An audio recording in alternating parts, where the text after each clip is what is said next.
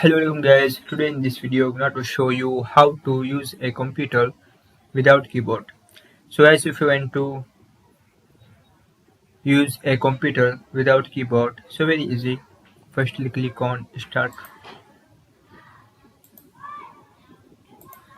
After scroll down,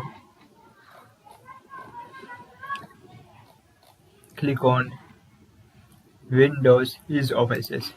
After click on screen keyboard. That is. Click on options, turn on numeric keypad. Check this box, click on OK. That is.